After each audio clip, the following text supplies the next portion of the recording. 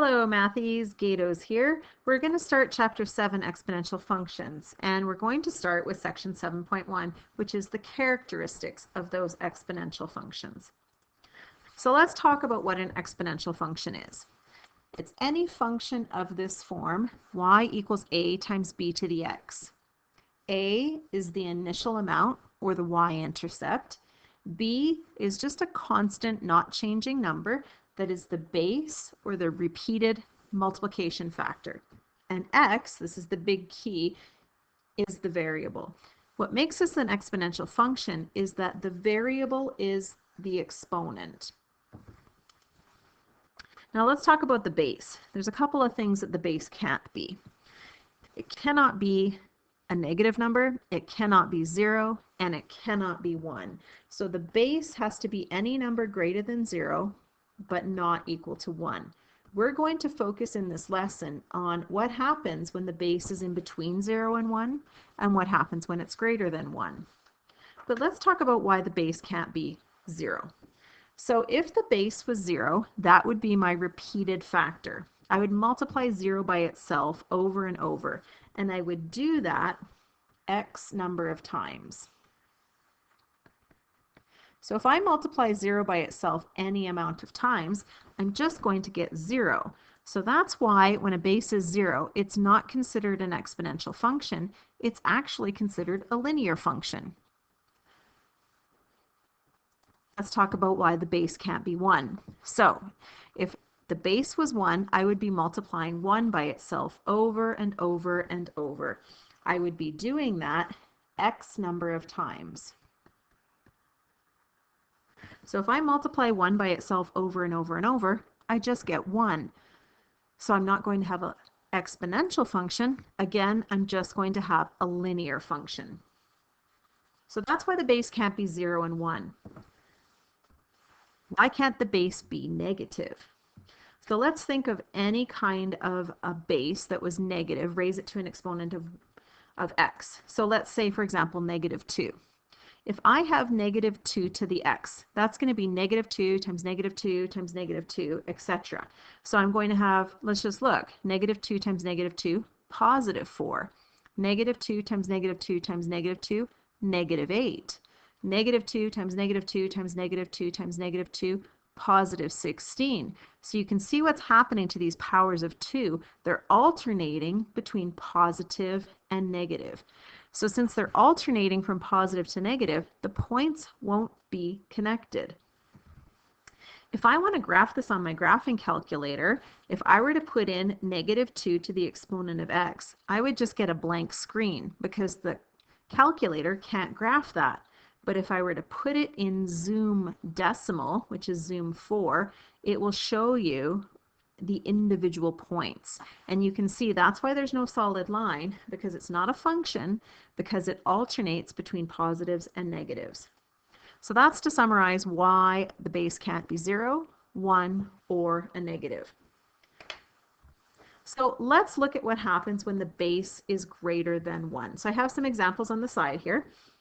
2 to the exponent of x, 4 to the exponent of x, and 3/2 to the exponent of x.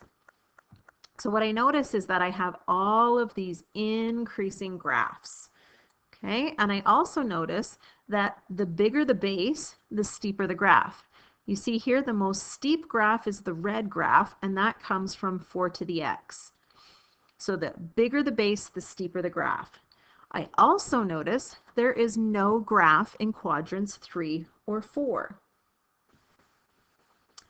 I also notice here in the middle, they all have this y-intercept of 1. So they have some things in common. Let's now look at the domain and the range. So looking at the domain, I can see that there is no limit on x. It can be anything negative all the way up to positive. My exponent can be positive or negative. So the domain is a set of all x. Now, since the graph can't be in quadrants 3 or 4, the range is everything above that. Now, when I have a base raised to an exponent, it can equal anything, but it won't be 0. So it's going to be all above 0. So the range, y greater than 0, but still an element of the reals. That tells me I have a horizontal asymptote at y equal to 0. So I cannot take a base, raise it to an exponent, and ever have it equal 0. It will get close, but it won't actually reach it. Since it won't actually reach it, that means I don't have an x-intercept. Okay, let's look at the y-intercept. We all said that it had here, all of the graphs had a y-intercept, and that's because any base to the power of 0 equals to 1. So all of these graphs have a y-intercept at 1. Now, is this graph increasing or decreasing? So to determine that, what I want to do is read the graph from left to right. So as x gets big, what's happening to y? So you imagine along here, if x is increasing along here, you can see that y values are getting bigger. So they all are increasing. So I know that as x gets bigger, all of these graphs here will be increasing. So this is an example of increasing. Let's look at what happens when the base is in between 0 and 1. Okay, so when I have a base that is in between 0 and 1, the graphs already look different. You can see here all of these numbers are less than 1, a half, a quarter, 2/3. Okay, so they still have something in common from last time. Okay, they all have that y-intercept of 1. They still have that horizontal asymptote at 0, which means they don't have an x-intercept, and the range is greater than 0 because there is no graph in quadrants 3 or 4. They still have the same domain. X is an element of the reals. They still have a y-intercept at 0 and 1.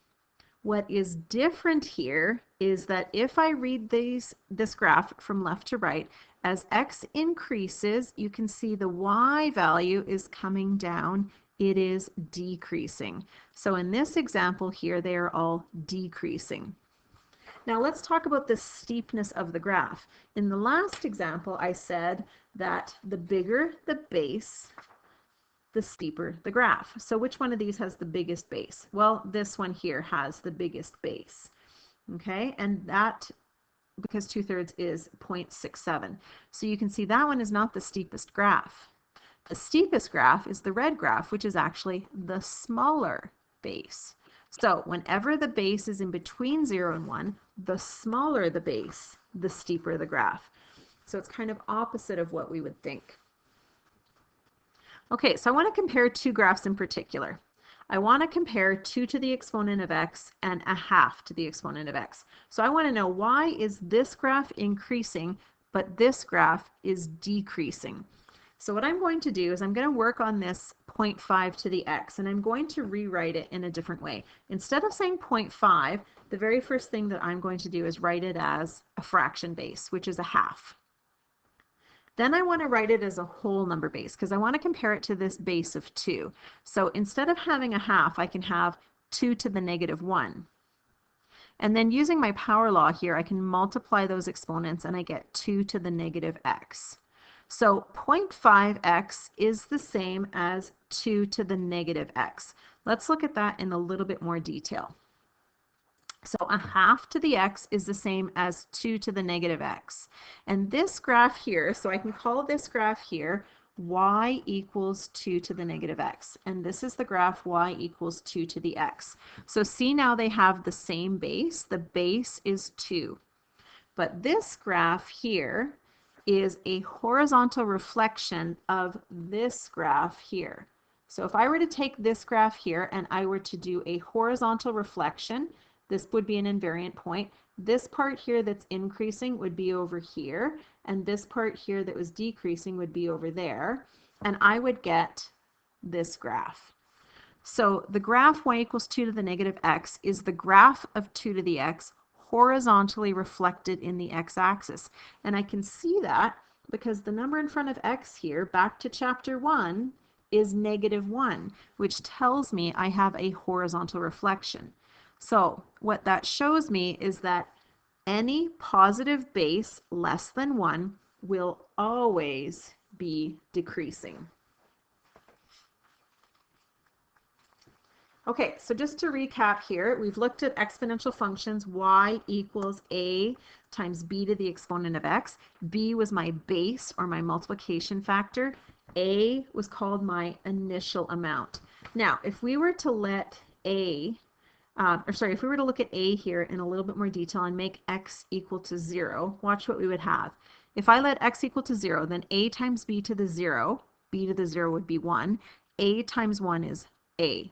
So by letting x be 0 in this exponential function, I get y equal to a. That tells me a is also the y-intercept. So we're going to use that fact to write the equation of this exponential function. So I want to determine the equation in the form y equals a times b to the x for the following. So the first thing I look at is my a value, which is my y-intercept. So I can see right here, my graph, I have a y-intercept at 1. So that tells me a is 1. Okay, next thing that I know is this graph here is decreasing. So since it is decreasing, I know that my decreasing graph is going to have a base in between 0 and 1. So now I need to solve and figure out what that base is. And what I'm going to do is use that other point x and y. So I'm going to use this other point that the graph passes through here to solve for the equation. So I have y equals a times b to the x.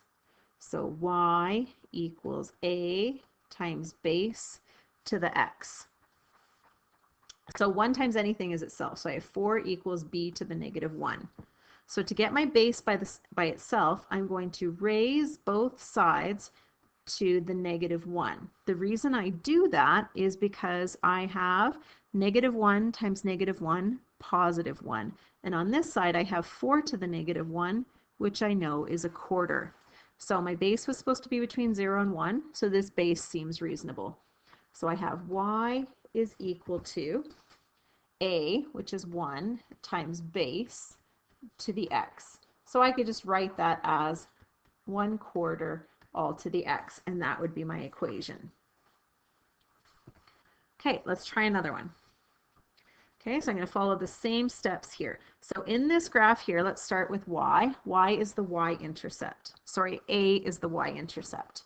So a equals 2. Okay, the next thing that I want to do is look at whether it's increasing or decreasing. So as x gets bigger, y also gets bigger. So I know that this is an increasing graph, which means my base should be greater than 1.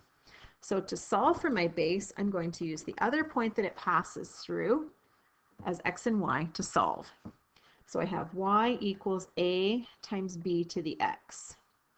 So y equals a times b to the x.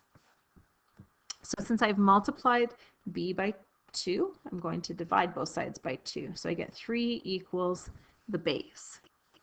So altogether, y equals a times b to the x would be my equation.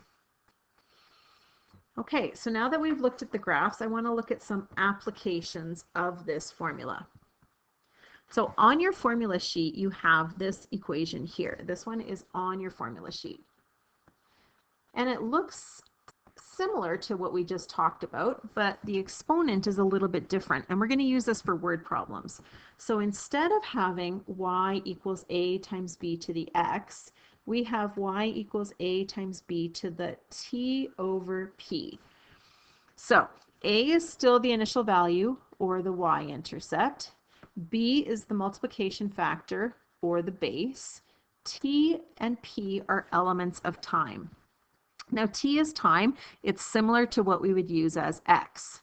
And P is period, which is the amount of time it takes to go through one cycle. Both of these, time and period, must have the same units. In other words, they're both in hours or they're both in days. Okay, we're going to use this formula in this section and again in 7.3 to do some word problems. So I just want to practice on the base because that's the tricky part here, the base and the period, okay, in each one of these. Okay, so let's try the very first one. So I have a population that's increased by 15% each year, and I want to come up with the base and the period. So since I'm increasing, I'm starting with 100%, which means all. That's all 100% means. 100% means all. And I'm adding on an extra 15%. So my base is going to be 100% plus that extra 15% is 115%. Now bases are never written as percentages, they're written as a decimal. So that means that my base will be 1.15. And since I'm increasing every year, my period is just 1 because it's every 1 year.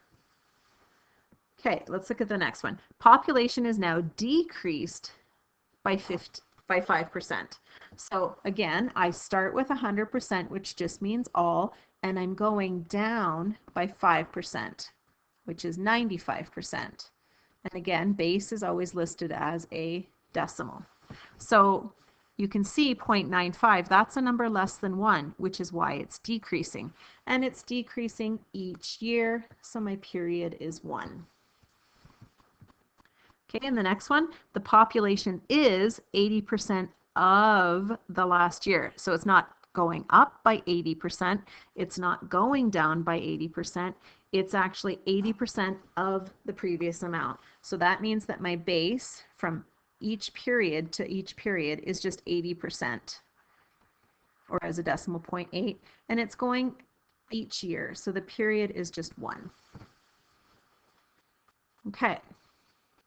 Last two here. Half-life of a substance is 12 years. So the half-life, meaning it's cutting in half, so my base is a half, or 0.5. Now period is the time it takes to cut in half, which is the 12 years. So when I talk about half-life of a substance, this is the half-life. So the half-life is the time that it takes the amount to be cut in half. And then the last one, the doubling time of a substance is 20 days. So if I'm talking about doubling time, that means that my base is 2 because I'm doubling it each time. And the doubling time is how long it takes for that to happen. And this is 20 days. So this is what the doubling time means. So when I say double, that tells me my base is 2. When I say half-life, I know my base is a half, but the period is what's the key here. The period in this case here would be the 20 days, which is the time it takes to double. Okay, so we're going to use this idea here to solve 2 word problems. Okay, in my first word problem. So this chemical has a half-life of 9.7 days. What percentage of the sample remains after 60 days? So I hear half-life, which tells me my base is a half, and it has a half-life of 9.7 days. That's my period. So half-life is the amount of time it takes for something to be cut in half. So I want to know what percentage of the sample remains after 60 days. So that tells me my time is 60 days. And I want to know what percentage of the substance remains. That means I don't know what y is, but I know when I solve for it, I want a percentage.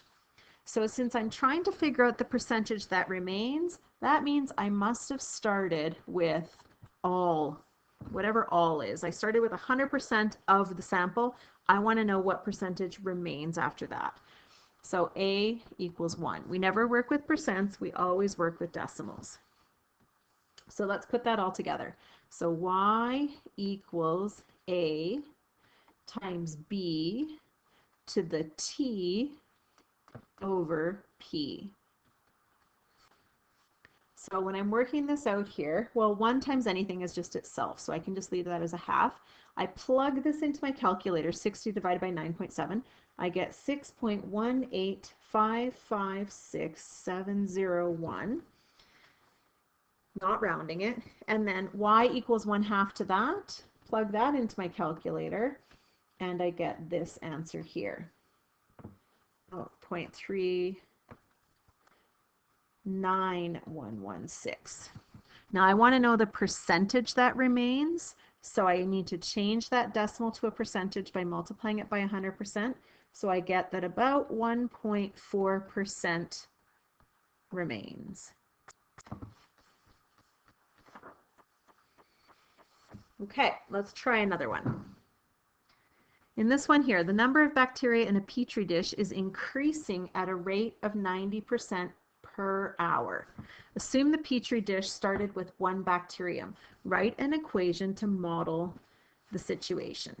Okay, so I want to come up with all my different parameters. So again, like we did last time, increasing means you start with all of your amount and you increase it by whatever the rate is. So I start with 100%, which is all,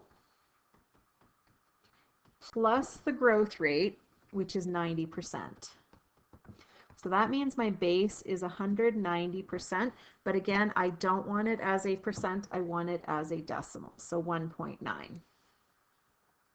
Okay, it says that I'm starting with 1 bacterium, so A equals 1. It's increasing 90% per hour, so my period is 1. And I want to write an equation to model the situation. When I write an equation, I leave y and t as variables. So when I write an equation, I write it in general so that I can substitute values for y or x and solve. So altogether, my equation is y equals a times b to the t over p. I got a lot of ones there, so I can just simplify this to be 1 times anything is itself. 1.9 to the t divided by 1 is just t. So that's my equation. Okay, it says graph the function to determine how long it will take the bacteria population to reach 1,000. So let's look at my equation. I want the bacteria population to reach 1,000. So this 1,000 is a y value. So that's 1,000 equals 1.9 to the t. So this is an example of my y value given, my x value needed. So in this case here, I'm going to use my intersection method.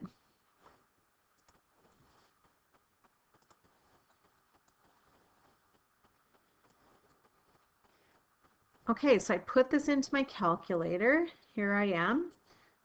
Left side in y1, right side in y2. I've adjusted my window. Now, really important, I always want my window to have an x min of 0 and a y min of 0. I need to see where my origin is. So I put that into my calculator and I can see right here where it intersects.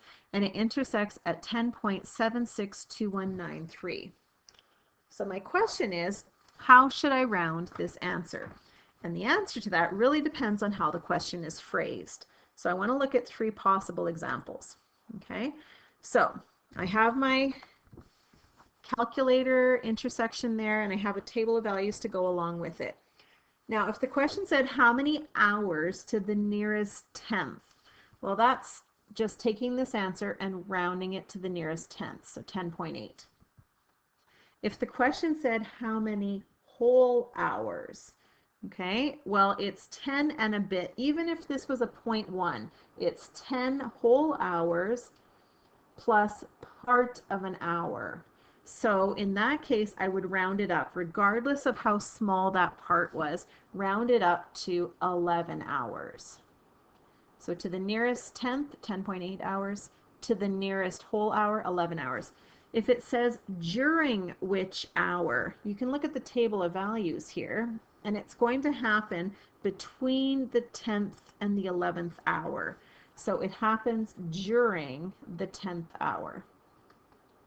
So we just want to pay attention to how the question is asking us to round. Okay, so let's look at the summary here. So exponential functions, the key here is that they have a variable exponent. The base has to be greater than 0 but cannot equal 1. If the base is greater than 1, we have an increasing graph. If the base is in between 0 and 1, the graph will be decreasing. And we can use this formula found on your formula sheet to solve exponential word problems. Remember that half-life is the time it takes for the amount to be halved. Same thing with doubling time. It's the amount of time it takes to double. So exponential graphs are very different than linear graphs because they grow and increase rapidly. In the words of Will Ferrell, exponential functions, that escalated quickly. I want you guys to do practice questions 1 through 6. The answers, of course, are on D2L. And after that, you can go on to the textbook questions.